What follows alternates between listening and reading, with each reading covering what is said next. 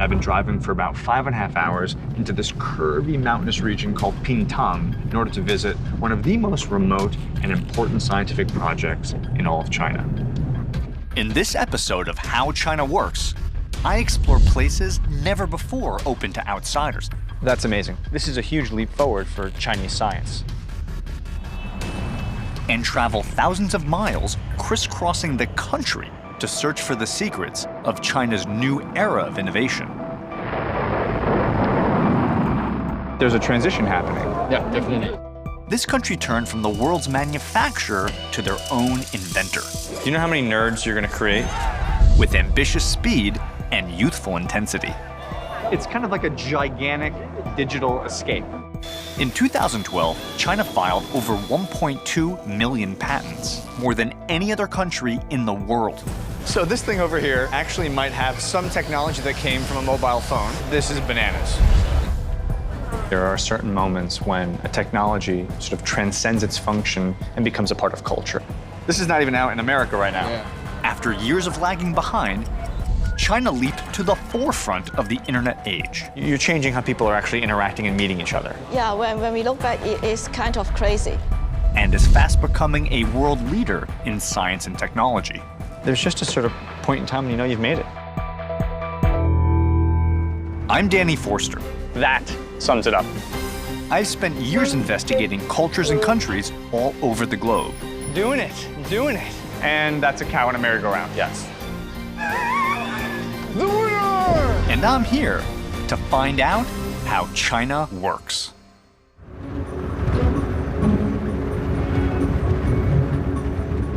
I mean, you look out at this terrain here, it's something out of Lord of the Rings. I mean, these incredible vegetated mountains, these huge bowls, almost these massive craters. And you gotta wonder, why pick a location this remote to build a project this big? Here in the southwest of China, we are the first ever foreign film crew permitted to record the construction of the most ambitious astronomical instrument in the world. One that will ultimately allow China to see farther into space than anyone has before. China has transformed more quickly over the last 3 decades than any country in modern history. One area where China started far behind is outer space.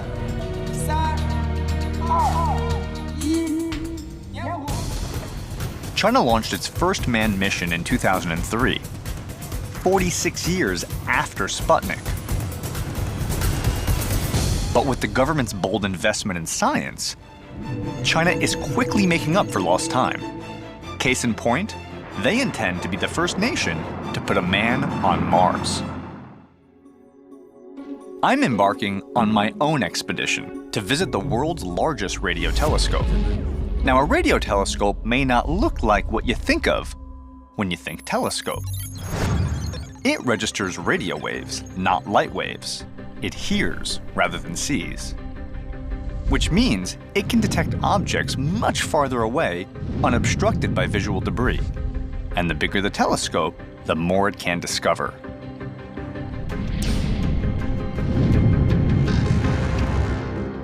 All of the equipment, all of the parts, all the steel I see has to be brought in thousands of kilometers. Yes, from eastern part of China. In the east of China. Yes. In order to build a telescope like the one you're building, Yeah. you can't do it in Beijing, you can't do it in Shanghai, you can't do it in Chengsha. Why?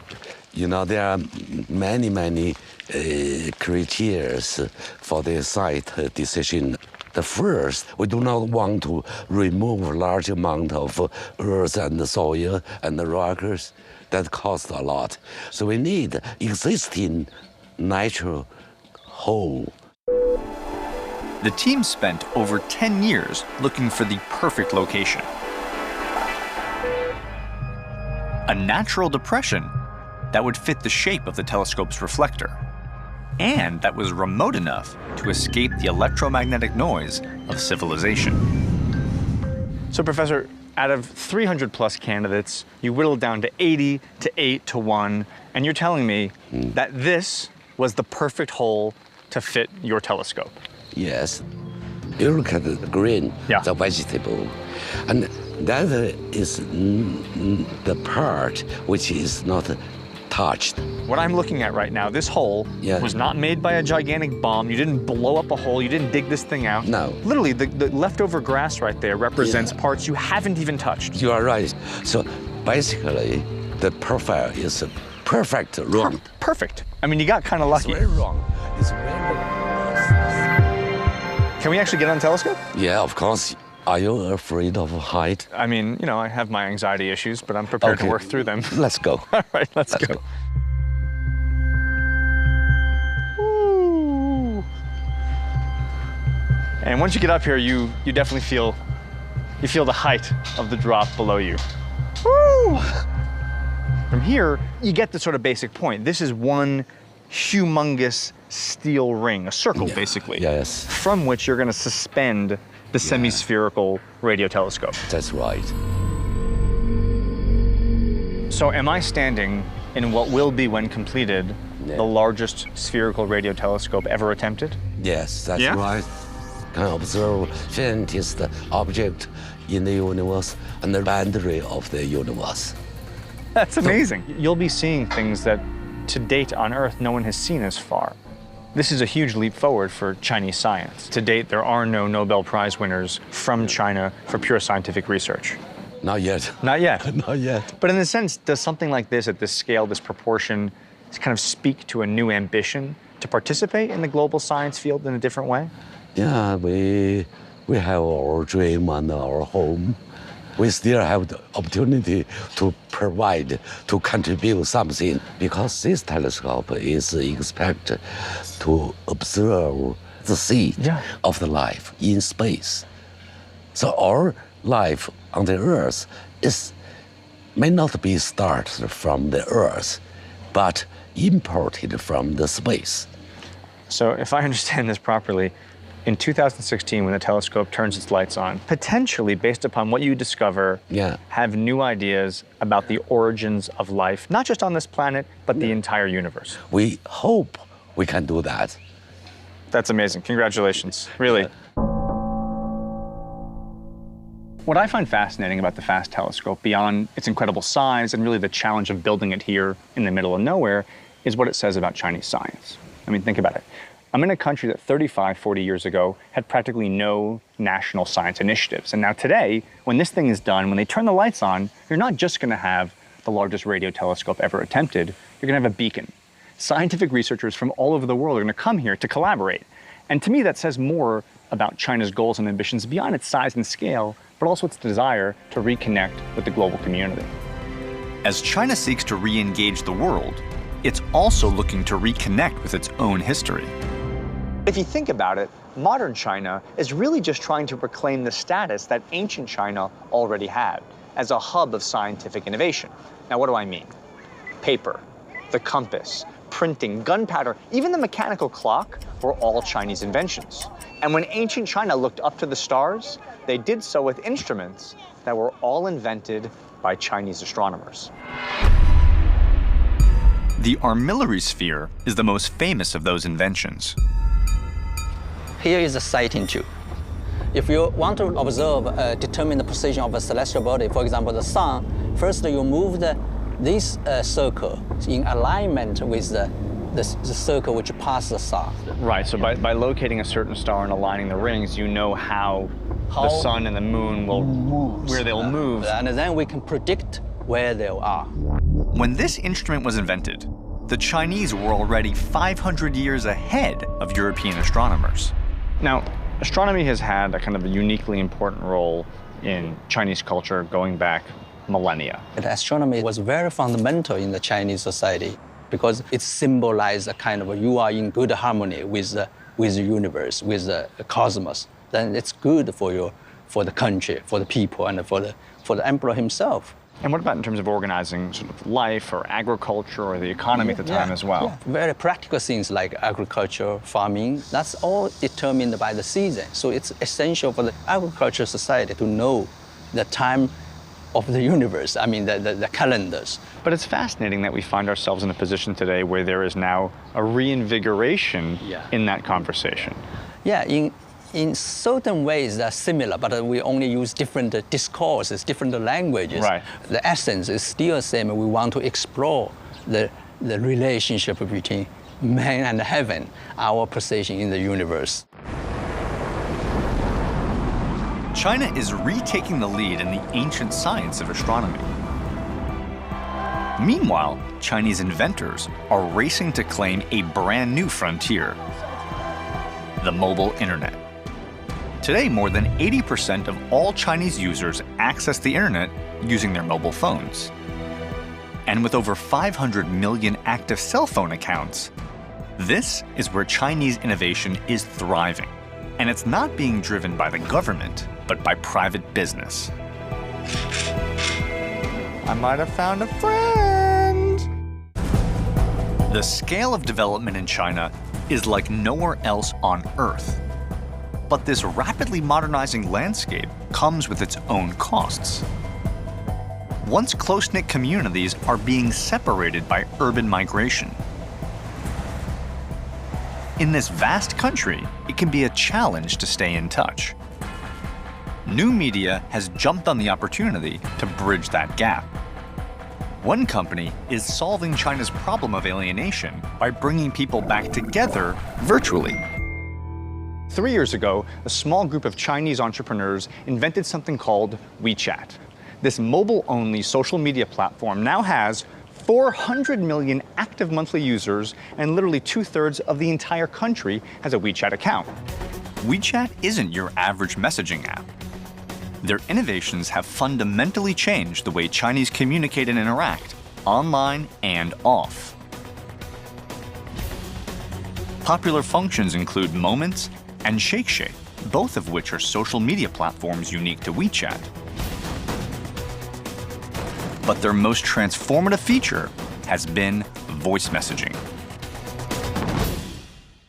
WeChat popularized voice messaging. Now, text messaging in Chinese is laborious. So WeChat found a way for people to send voice memos instead. It's now a ubiquitous form of communication throughout the country. So in a sense, your invention, your creation of this voice memo Yeah. took the challenge of the Chinese typing Yeah. and gave people an alternative. It changed the way of the Chinese user, how they use the mobile phone. Ever since the voice message, we kept changing the behavior of Chinese user. WeChat's innovations have created a digital bridge for populations and cultures that are new to social media. Inspired by the pictorial nature of the Chinese language, the company has embraced a logic of visual communication that has gone global. Now, what does a surprised bunny, a naked frog, and a flaming horse have in common? Generally speaking, practically nothing. However, if you're Chinese and you use WeChat, these stickers are rapidly becoming a new form of communication. Stickers are animated standalone expressions.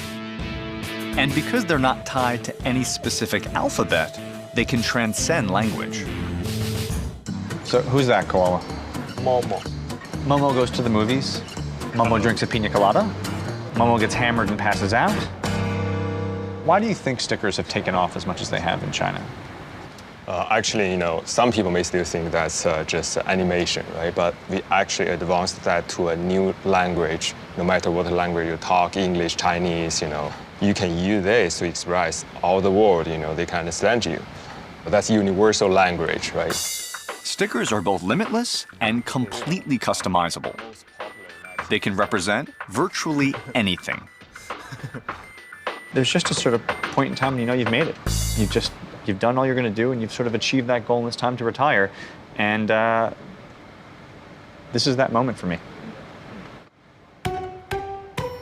I'm an emoticon. For WeChat, the entire country is like a gigantic playground and test lab, where they're able to observe and engage with a rapidly evolving society. Their goal is to continue to invent novel ways for users to connect with one another. More and more people are moving to the big cities from small cities. So they will find very difficulty in meeting new friends, talking to their old friends. Everything in the big city, the life is too difficult for them. So the way to connect is not necessarily obvious to everyone. And then all of a sudden, WeChat comes around at the exact right moment. Yes, that's how the story happened. Today, their innovations are creating even more solutions to relieve the stresses caused by China's rapid urbanization. But they aren't limiting themselves to the virtual world. What is this mess of objects I see here? These are all of the hardware devices connecting to the WeChat. We are doing exploration here. Give me a sense of like what you guys are trying to sort of hack into. So Beetle, you're gonna open up your WeChat account. Yeah. I can only imagine what kind of pictures you have on there from the weekend, Beetle. That was a fun night, huh? I don't know who that is. She's pretty cute. Is that your girlfriend? My wife. Okay, cool, my bad. Okay, so anyway, and if you want to send these pictures to, say, your grandmother, Yeah. because she loves your new wife, she wants to see pictures of you and your new wife, Yeah. you give her the gift of the picture frame, Yeah. and then how do you send her the pictures of you guys? I just pick a picture and choose it. So I send through the WeChat. Hey! And so there you are. There's you and your lovely wife. So grandma's hanging at home. She says, how's Beetle? So happy he found someone he loves. So his grandma is hanging out by herself, wondering, what is he doing today? Is he having a good time? Bang!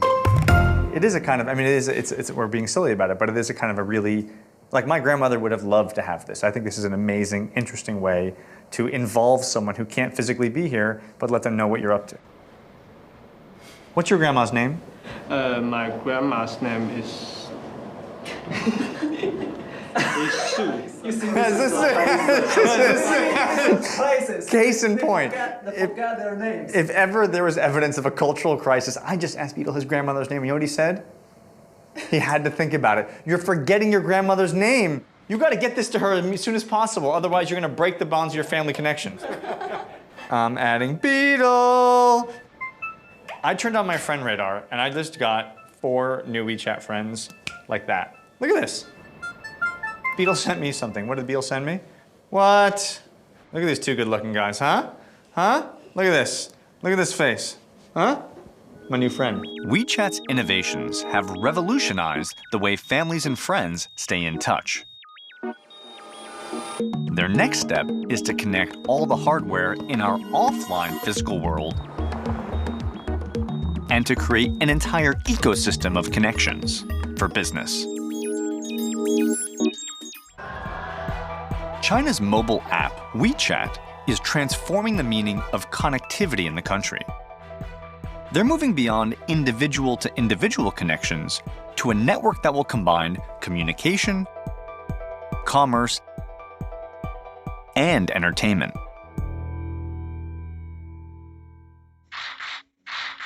Well, in traditional model, people just sit in sofa and watch TV, just silent, and say nothing and do nothing. And they just receive the information from the TV station. You're interested in actually changing that relationship, making it a 2-way dialogue. Yeah, a contact. A contact. Yeah. WeChat's goal is to give millions of viewers the power to choose. By shaking their phones, they'll be able to vote for their favorite artists on TV, purchase the same clothes an actor is wearing, and even decide what happens next in a TV drama. So in a sense, TV has been giving you the information since you were a kid. Yeah. And now with this, you want to start talking back. Everybody wants to express their ideas. WeChat wants to radically change the way people use mobile phones. To date, their network includes over 5.8 million accounts from a diverse range of industries. Literally 1/5 of all Chinese companies have their own WeChat account. And every day, it's joined by nearly 15,000 new participants. They're using WeChat to manage their businesses and to interact with their customers. Individual users, companies, and media are all connected within an ecosystem in a new interactive way. And they're constantly working to define and refine how new media will shape their lives in the future. Beijing is here. So these are the huge areas, Beijing, Yeah. Shanghai. Beijing, Shanghai, Guangdong. This is tomorrow. Yeah, tomorrow. You know, Alan, it seems to me that there are certain moments when a technology sort of transcends its function and becomes a part of culture. And it seems to me that WeChat has done that. Whether it's the mobile talking or people photographing their food, WeChat has become a part of Chinese culture in just 3 years. What's led to that level of penetration? 第一个方面是说，是由智能手机的这种特点所决定的。那我们会听到很多这样的新东西，比如说摇一摇或者扫一扫。我们将来可能还有别的一些类似这样的一些行为，它就是把手机变成我的一个手的延伸了。随着这一个时间的变化、市场的变化，我们会连接更多的东西进来。我们是一个应该说是一个高度抽象的一个信息的一个中心处理系统，然后把它再分发给需要信息的所有的接收单元，包括人或者企业或者一些物品。You know, WeChat as a case study speaks volumes about how China works. A big idea with massive adoption on a huge scale. Let me put this in perspective. It took Facebook 54 months to get their first 100 million users. Twitter did it in 49 months. Here in China, WeChat got their first 100 million users in just 15 months. But beyond the speed at which it's grown, it's also how it's penetrated society. I mean, if you walk around China, the way people hold their phones, photograph their foods, communicate with their parents, WeChat isn't just impacting the culture, but it's literally beginning to transform it. I'm heading to Dali in the Yunnan province to find out how WeChat's innovations are changing the way that people interact with the world around them. That's me. Now, why are they very excited? Check this out. This will be one of the first ever crowdsourced set lists. By that I mean, before their favorite artist comes on, these guys will shake their phones to vote for the songs that they want to hear. In other words, the crowd is involved in transforming the concert based upon their involvement.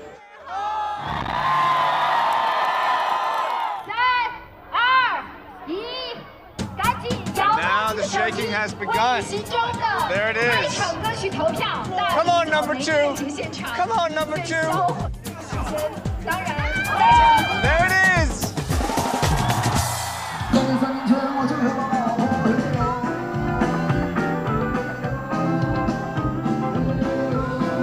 So there you have it. First song of the night, picked by the crowd, sung by the band, crowdsourced concert experience. They shook, they voted, their voices were heard, and they got what they wanted.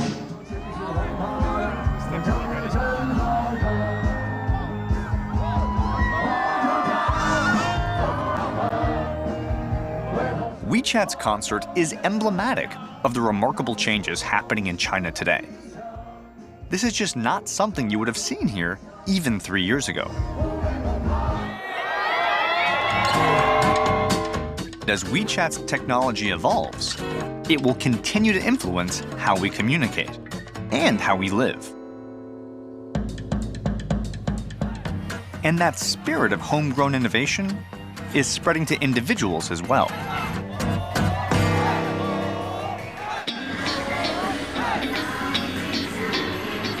"35 years ago, China was closed off from the rest of the world. But today, it is a vastly different landscape." So I'm at something called China Joy. This is an annual event that draws over 200,000 gamers to the Shanghai Expo. Now they come here to find out what's hot in video games, mobile technology, and new apps. It's also kind of a chance for big nerds to take their picture with super hot chicks dressed up as their favorite anime characters. And it's pretty weird. Chinese innovation is being driven by individuals forming communities and sharing information. The first thing we wanted to build was a pair of headphones.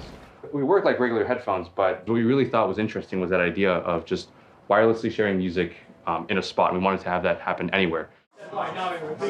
So at first glance, you think you're at like an MIT Media Lab party, right? But in actuality, I'm sitting in an abandoned building in a weird part of Shanghai, and what you just saw was a hackerspace. A bunch of friends getting together, presenting ideas, kind of developing technology solutions. But the difference is here, it's not just a hobby club. If they like their idea, if they think it has potential, they can literally manufacture thousands and take that idea to the market in just a matter of months.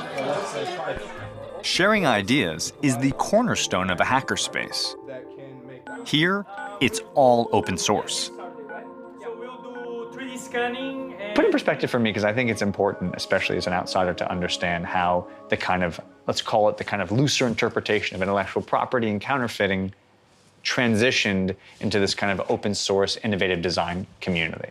The loose interpretation of the intellectual property means we have created a system which most of this is shared. You don't go and build things from scratch. So from a cultural perspective, you could imagine someone saying, wow, this is a very liberal interpretation of what intellectual property is. But you would say, actually, it's just a faster way to allow for new innovations to happen because you're not being very precious about the intellectual property. It's out there, it's part of the community.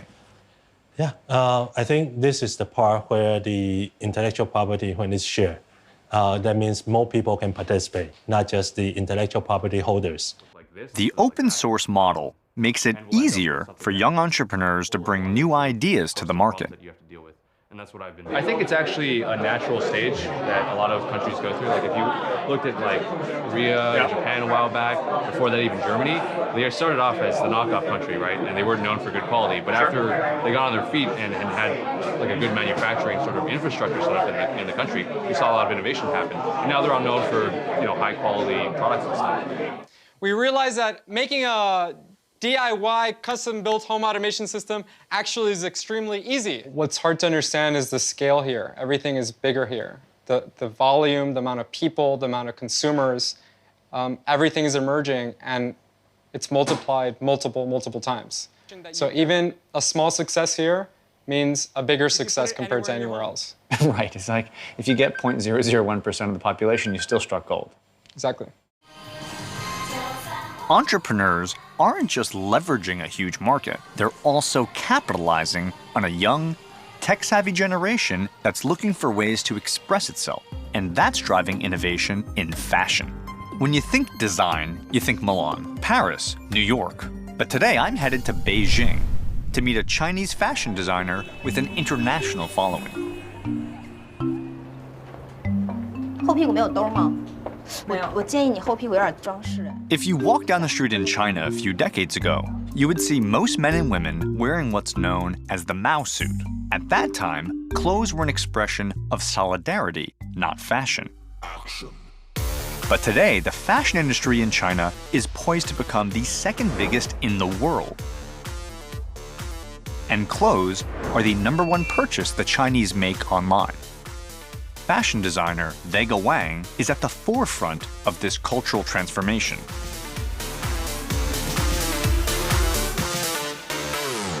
You know, in China, we used to say the hunter will shoot the bird who has the head out first. So if you stand out, you easily get shot. You're in trouble. You're in trouble. So you better not stand out. Yeah, you'd better just be average. You better just be harmony, like everybody's same. Our country is just only 50 years ago, everybody's wearing the same clothing for 10 years.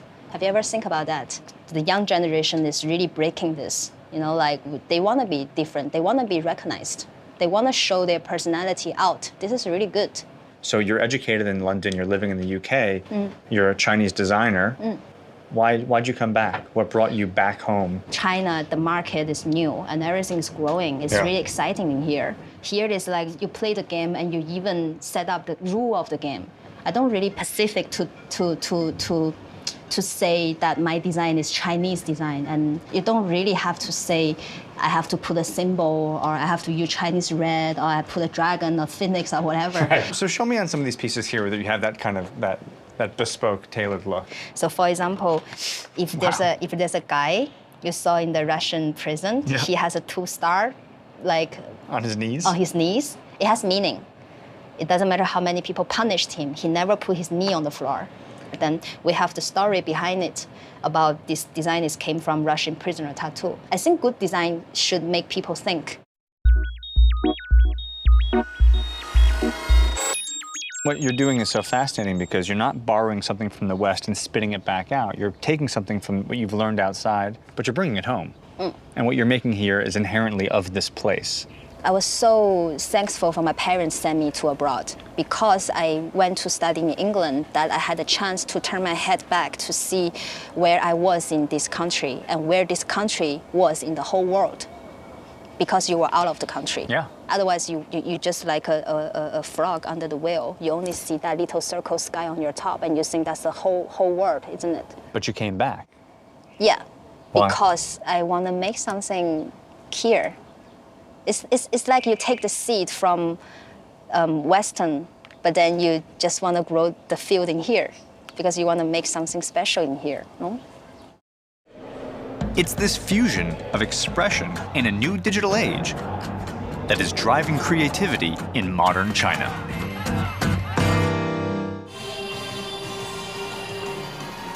What's up, ladies? Got a big one. What's up, China? This massive digital expo in Shanghai is a testament to the growing culture of self-expression happening today in China.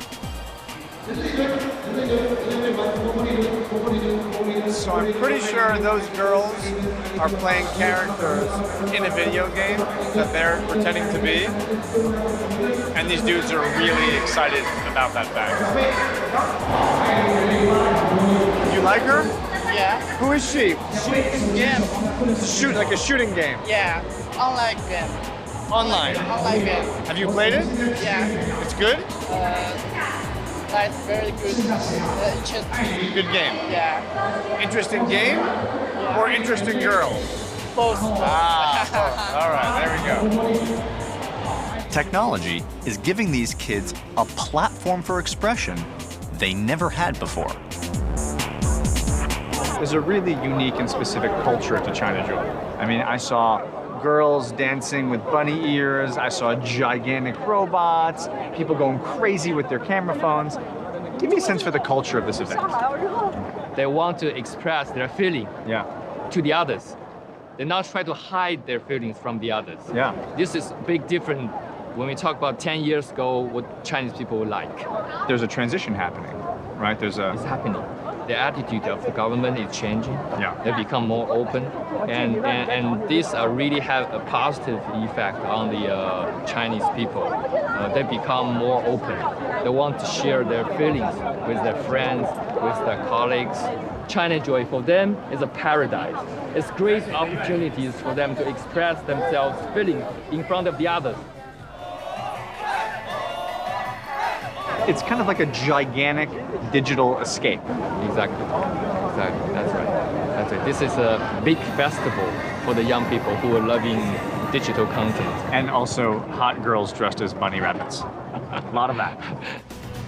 The hotbed of digital creativity in China is a city called Shenzhen. Until the 1980s, China had a self-contained economy with little foreign trade. But in a few short decades, it became the epicenter of global manufacturing, producing 90% of the world's computers, 80% of the world's air conditioners, and 70% of the world's cell phones. Much of it manufactured here in Shenzhen. But you no longer need to come from a big company to get your designs made here. Today, a new spirit of entrepreneurship, coupled with a willingness to share information and an incredible production base, means that innovative products are quickly getting to market. Shenzhen Market is enabling young entrepreneurs to manufacture their designs quickly from a set of standard open-source parts. I'm with entrepreneur Eric Pan, who's going to show me how to make my very own customized cell phone, Shenzhen style. These LEDs would be used for what? You can use it for like flashlight, and you can use it for some mood light. So for example, in our phone that we're designing, we want it to both be a phone, but also set the mood when my girlfriend comes over. Yeah. So we could create a lamp on our iPhone. Yeah. And you can put things on top of it to make it more, sculpture-like. So I just want to be clear, that's a very bright LED that does RGB, so you can do all the colors in the spectrum. And that light right there she's selling is 50 US cents. That's a very good price. And this is just retail, the sample price. 批量多少钱？大概要2K 的话。要2K，给你最低价。She's calling the factory? She's calling. So this is actually an amazing example. You're not here shopping to buy 1 or 2 pieces to make like a hobby phone. He's literally asking to buy not 1 but 2,000 and what that price would be, because we're talking about making a phone and also making a phone to distribute. Check it out. Here's the negotiation. Here we go. 2.6. So you got me down from 3.5 to 2.6? Yeah. That's amazing. So there you have it. All right, we'll take it. 2,000. Excuse me. Pardon me. Literally, each one of these are different pre-designed versions of an audio jack. Imagine turning on your phone with a key. That'd be kind of hilarious. So every kind of application or idea you have is essentially powered by a pre-existing technology. Exactly. You don't want to totally redesign some components because that would be too costly for a small individual. You know, as a Westerner, as an outsider, you think about counterfeit. We see the fake Gucci bags and the fake Prada bags, right? Yeah. That was kind of 20 years ago. Yeah. What's happening today in these markets? So all the supply chains, they try to evolve. They try to, try new stuff. It's a result of very furious competitions because counterfeits fights with counterfeits very much. They try to find the components used for mobile phones. Right. But now make it applicable to the new devices. So this thing over here actually might have in it, thank you very much, some technology that came from a mobile phone. Yeah. And then they took some of that technology, reverse engineered it or reapplied it, and now invented the control to move around that thing. Right. So they try to use existing components and technologies and to remix into some more innovation things. And there is different demands in Western world. Especially in China, the middle-aged women like to dance in the plaza together. I have seen that. You heard that?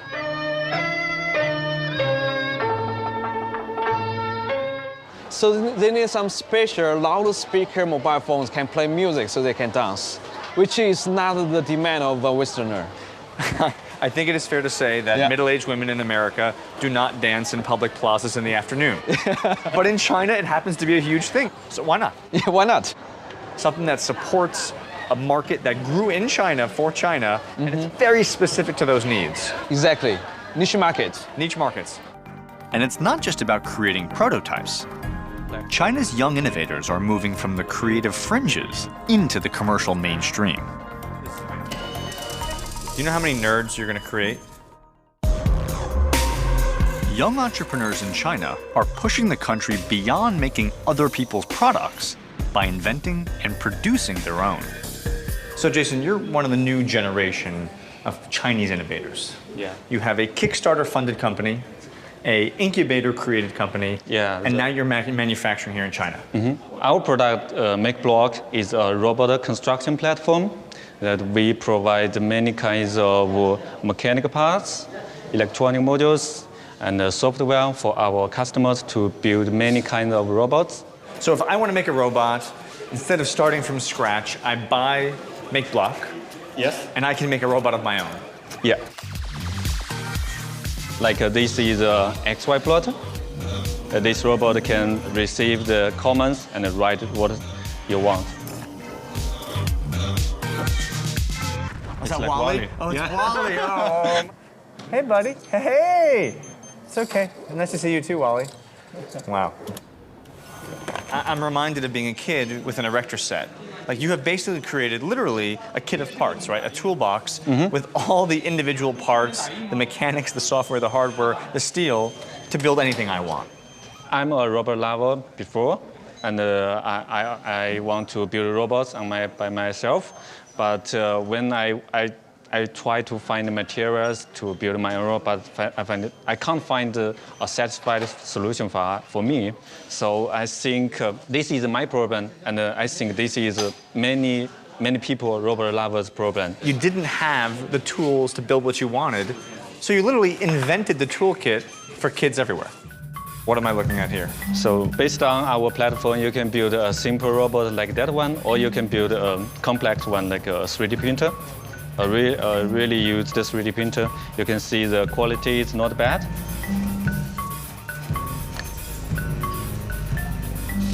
No, quality looks pretty good. Jason, quality looks pretty good. This is an actual 3D printer? Yes. Really? Yeah. So just using all of the MakeBlock tools, you can actually make your own 3D printer? Yeah. You guys are just kind of testing out different ideas, just like different possibilities of what the 3D printer can do? Yeah. Just like cars or like trucks or this? goes up, arm goes down, and we start moving. This is amazing. Do you know how many nerds you're gonna create? And what I find to be so amazing is that this isn't just a bunch of hipster nerds hanging out making these toys. This is being manufactured. I mean, I can buy this. Yeah, you can buy it from the website or the store in the US. In the US? You're selling in the US? Yeah. Are you serious? Yeah. So designed in China, made in China, sold in America. Yeah, sold in America, around the world. That's impressive, man, really. That's very, very impressive. Back inside the vast marketplace of Shenzhen. All right, so where are the exciting phones? Okay. Oh, cool. Entrepreneur Eric Pan is showing me how quickly Chinese innovation can render Western products obsolete. Wow. This is not even out in America right now. Yeah, I think it's very new. Look at that. Can I put it on? Sure. Not only have they been designed here, they've already been innovated on top of them, and they've created now a bedazzled one that has its own keyboard.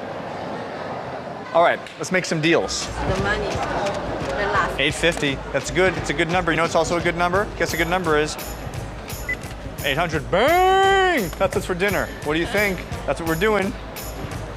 Okay. Okay? Okay. We're doing a deal. We're doing a deal. 800 RMB, not just the newest, hottest phone watch there is, the newest, hottest phone watch that's been bedazzled. Woo! Look at that. Micro innovations, open source collaboration, a place that used to be famous for counterfeiting products and making cheap versions of things you'd find elsewhere, are now inventing their own versions of their own products with their own specific Chinese spin. And the best part about it is, I'm taking a piece of it home, right? Bang! I got my new watch! Are you worried it's a little too sparkly for me? Like maybe it's giving off the wrong impression, potentially? Like I'm sending mixed signals with all the jewels? I don't know. So how do they do it? How do they go from made in China to created in China? Here's how the story went. Initially, China was copying the designs of the rest of the world, and yes, oftentimes without permission. But copying became refining, augmenting those designs to fit the niche markets here in China. In just 10 years, China has become one of the nimblest and fastest growing technology sectors in the world. You know, being in China today can feel like a gigantic party. In part a dance party, a bit of a costume party, and sometimes a birthday party for a bunch of 12-year-old boys. But there's a palpable joy here as China embraces new technologies and the possibilities that it creates. But to put that in context, if you think about it, not that long ago, China fell way behind the rest of the world in terms of innovation. Think about it. They barely had a science program, limited internet access, and while they could manufacture a lot of stuff, they were not really good at inventing it. But having been here, we all know now, times they haven't changed. You have an ambitious government program that is leapfrogging China to the forefront of scientific research.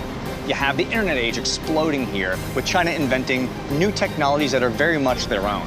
And entrepreneurs and inventors are creating products so quickly, they don't even have time to patent them before they hit the market. So I can tell you, China used to make other people's products, but today, they are making their own.